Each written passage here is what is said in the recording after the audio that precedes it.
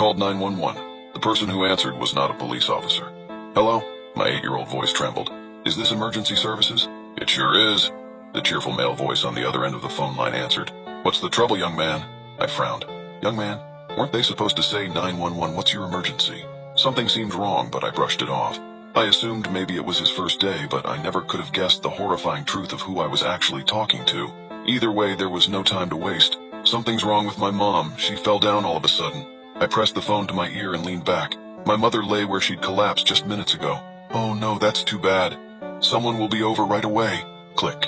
I dropped the phone and crept over to my mother. The faint rise and fall of her chest was the only way I even knew she was alive. Wait. I hadn't told the ambulance people our address. How had they not asked me for it? I ran back to the phone and dialed 911 again. 151 Cliffmore Way. 151 Cliffmore Way. I shouted into the receiver, then hung up. I shut my eyes tight. I wanted to scream, to shatter into a million pieces like the glass that had fallen from my mother's grasp just before she collapsed. But all I could do was wait, hold her hand and pray. It felt like an eternity before the doorbell rang. I sprang to my feet but froze when I turned the corner. A short, brown-haired white man was peering through the window with a grin on his face. He rang the bell again, more instantly this time, and I noticed he wore a red nurse's uniform. I let out a sigh of relief. The ambulance people were here. Everything was going to be okay. I yanked the door open. Hello there, young man, the smiling man exclaimed. I read the name Marbus on his name tag, right beside the pens and stethoscope. Where's the unlucky lady? He asked. You mean my mom? I stammered. She's in here. Two expressionless assistants in identical red uniforms rolled a Guernsey to where my mother lay, surrounded by shards of glittering glass. Up, and away. Nurse Marbus rubbed his hands together excitedly while my mother was loaded into the Guernsey and rolled out the door. A jolt of helpless fear shot through me. They were taking my mother away. Mister, can I ride with my mom to the hospital? I asked the smiling man. Hospital? Nurse Marbus wrinkled his forehead, confused. Oh, there's no need for that. We're professionals, you see. As the assistants loaded my mother into the back of the black ambulance, I looked over their shoulders at the sharp and jagged tools hanging from its walls. They weren't like any medical instruments that I'd ever seen. We'll take excellent care of your mother, the smiling man went on, and call as soon as you can see her. Nurse Marbus leapt into the rear compartment. His expressionless assistants climbed into the cab, and the black ambulance began to back out of the driveway. I ran behind it, waving my hands. I wanted to yell at them to stop, but I was just a kid. Who was I to contradict the professionals? I was still standing there 5 minutes later when flashing red and blue lights came skidding around the street corner. The two police officers muttered into their radios and looked worriedly at the scene in front of them. A crying child, a wide-open door. Did you call 911? A blonde policewoman asked. I did, I nodded. But they already came. They took my mom away. The two police officers looked at each other. I'm afraid that's not possible.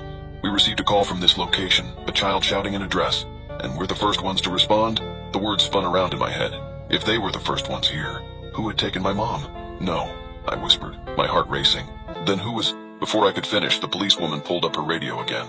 We need an immediate trace on a black ambulance that just left 151 Cliffmore Way. Suspects are potentially dangerous. The other officer crouched down to my level, his eyes searching mine. Can you describe the man who came to your door? He asked. And Nurse Marbus, I murmured, remembering the name tag.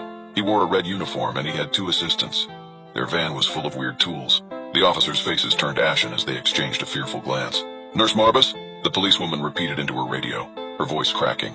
She began to frantically search her records on a small device, her hands shaking. The male officer continued to speak with me, but his eyes were wide with shock. They worked in panicked coordination, reaching out to other units and checking databases. Finally, the policewoman looked up to her partner, her face white as a sheet. Her voice was trembling as she started talking. The name Marbus belongs to a man who used to work for the city's medical services, but he died in a terrible accident over 20 years ago. The details were horrifying, and it was said that he had been conducting some unlicensed experiments. My heart pounded in my ears as I processed her words. Dead? What's going to happen to my mom? I asked, tears welling in my eyes. I just want her back. We're going to do everything we can to find her. The male officer assured me, but I could see the fear in his eyes. A full year went by since the officer unconfidently muttered those words to me. Exactly 5 full years since my mother went missing. That was when I first received a phone call. I first heard the ringing on my landline and ran over to it to hear a deep male voice. Hello, young man. Everything is going just fine. She sends her love. That was all he said before ending the call. At least that evil man had the decency to check up on me. I told the police, I told my family, I did everything I possibly could to somehow locate this number back to my mother. But there was nothing that could be done. The police spent weeks trying to locate where the call came from, but they couldn't. I had to do something myself. Feeling helpless and desperate, I eventually turned to hiring a private investigator, hoping that someone outside the conventional system might have more success. The investigator I hired was a middle-aged man named Leonard, who had a reputation for being able to find people when no one else could. After a few weeks, Leonard finally got back to me with a lead. He had managed to reverse the phone number, pinpointing it to a landline that was located inside a large commercial building on the outskirts of the city. Interestingly, there were no public records indicating any businesses or residences at that address. Knowing the police would be no use, Leonard and I decided to take a trip to the location. It was a cold night, the moon hidden behind a thick blanket of clouds, plunging the world into an eerie darkness. When we arrived at the building, there were no lights visible from outside. The only indication that someone was there was the faint humming of a generator, despite the entire building looking completely abandoned. Behind the building, I noticed a few large waste bins. Out of curiosity, I approached one of them and found a discarded envelope with a logo imprinted on it. The logo read, Lustrum Pharmaceuticals. I showed it to Leonard and he raised an eyebrow. Lustrum Pharmaceuticals went under a long time ago, he murmured. They were rumored to be involved in some shady experimental treatments. The information was enough to finally bring the police back into the fold. We returned to the station and presented everything to the detectives, including the logo and Leonard's findings. They were skeptical at first, but when they realized that the clues pointed towards a defunct company linked to illegal practices, they took it more seriously. I finally had a chance of getting my mother back, or so I thought. If only I'd known the horrible things that nurse did to him. They organized a raid, gathering a SWAT team and other officers to infiltrate the building. I was not allowed to accompany them, but I insisted on waiting outside the police barricade filled with a mixture of hope and dread. I had to beg to go with them. Being a 14-year-old girl, they didn't want me to come too close during the raid so I wouldn't get injured.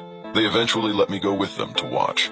Hours dragged by as I waited, Leonard by my side, his experienced eyes watching the operation unfold. Finally, in the early morning, the door of the building burst open and officers began to escort people out. Most were in handcuffs, members of the twisted organization responsible for taking my mother. And then, finally, I saw her. She was frail and weak, her face pale and her eyes filled with a haunted expression, but she was alive. Officers guided her carefully, placing her into an ambulance. A sob caught in my throat and I ran to her, tears streaming down my face. "Mom!" She turned her head and looked at me, her eyes widening with recognition and love. "Who are you?" she whispered.